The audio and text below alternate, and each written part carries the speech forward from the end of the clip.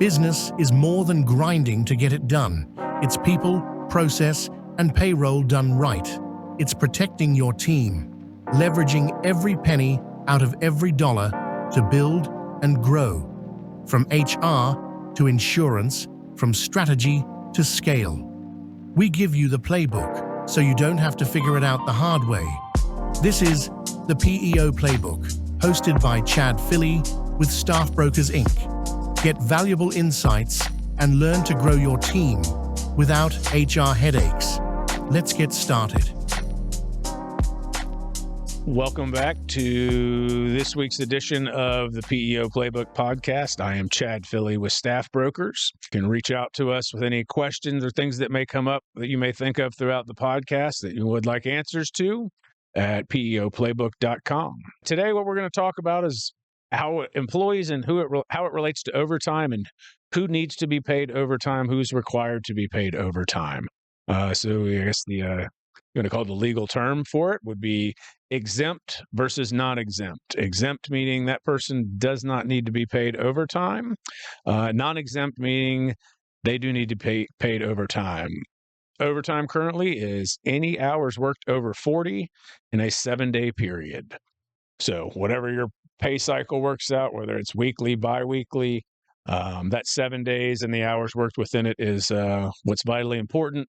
It's why we typically encourage business owners to adopt either a weekly or biweekly pay cycle and avoid the semi-monthly pay cycle, where you would pay somebody on the 15th and the 13th, or 15th and the 30th or 31st of the month, because now you have pay periods that encompass 15 days, 16 days, a little bit over, creates for some extra headaches as it goes back and forth. All right, so as far as exempt versus non-exempt goes, generally your labor force that's out there, obviously anybody that gets paid by the hour, they are going to be required to pay overtime. In order for somebody to be exempt from overtime, there's a couple different categories of exemption. Executive is one section of exemptions. Administrative is another. And then you have professional, which relates to the degrees and level of schooling that somebody has had that allows them to be exempt. And then there's also outside sales exemptions, and there is some computer program exemptions that are also out there. Executive obviously is executives of the company. Those people must make more than currently $684 a week, which is about a little less than $36,000 a year, in order to be able to qualify for exemption from overtime. Typically, it's not as much of a conversation piece or back and forth when it comes to executives of the company. It's pretty straightforward that they're making some vital decisions as it relates to the company. They're managing people and meeting the necessary qualifications. Professional is also one. Those that have gone to extensive degrees of schooling, they still have to be paid, as does everybody. Has to be paid more than $684 a week in gross wages. There was threat last year that was going to jump up to about $1,128 a week, which would be a huge jump for small employers to have to figure out how to pay overtime on all those that were exempt in between there. But that professional exemption typically applies to those who've been to school for an extensive amount of time. Engineers, accountants, does not apply to bookkeepers, but engineers, accountants, doctors, lawyers, they have some built-in exemptions based on the amount of schooling and professional schooling that has taken place within their industry, and that allows them to not be required to be paid overtime. Where it starts to get a little bit trickier, and I would say probably the trickiest of all, is within the administrative exemption portion.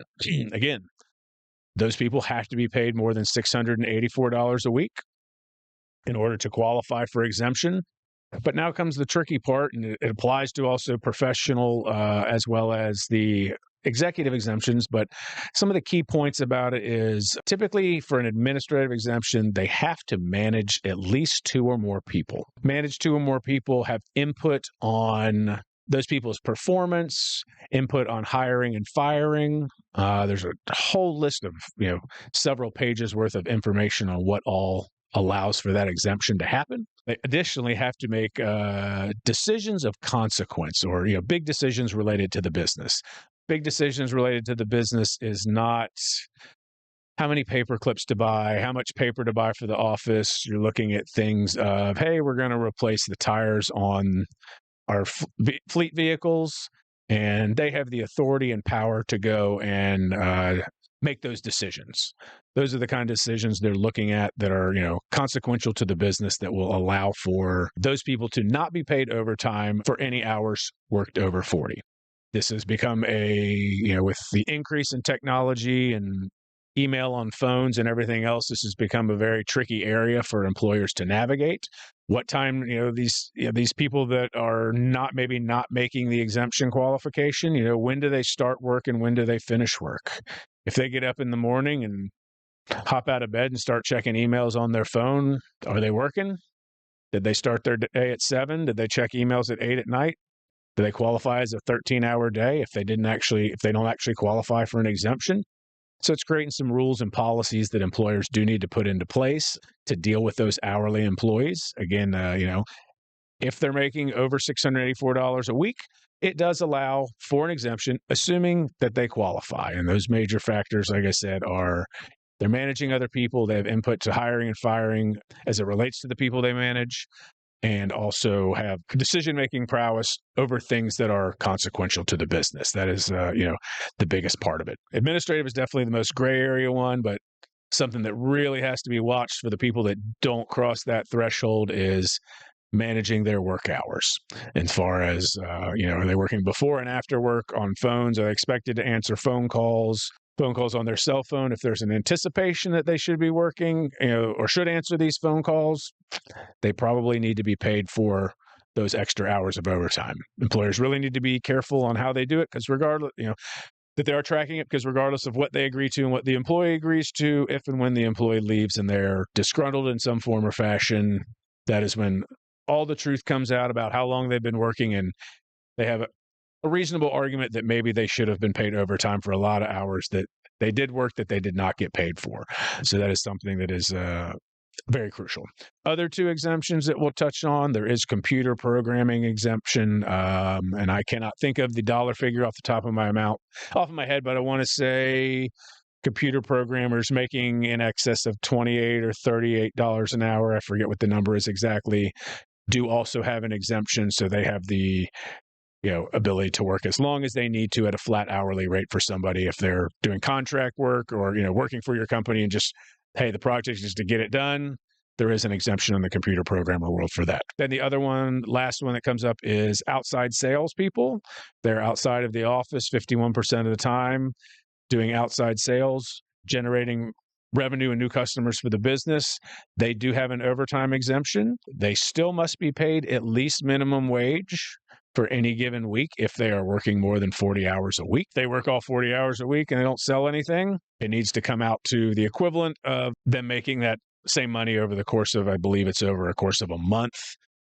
As long as, if one sale a month is going to cover them and make sure that they make more than minimum wage, depending on the industries you're in, you're generally free and clear. But they do have an exemption from overtime. So if they're that guy that's out there and working 80 hours a week to get all the sales necessary that's done, to get their sales income and their commissions, but you do not have to factor that in and pay overtime as it relates to that.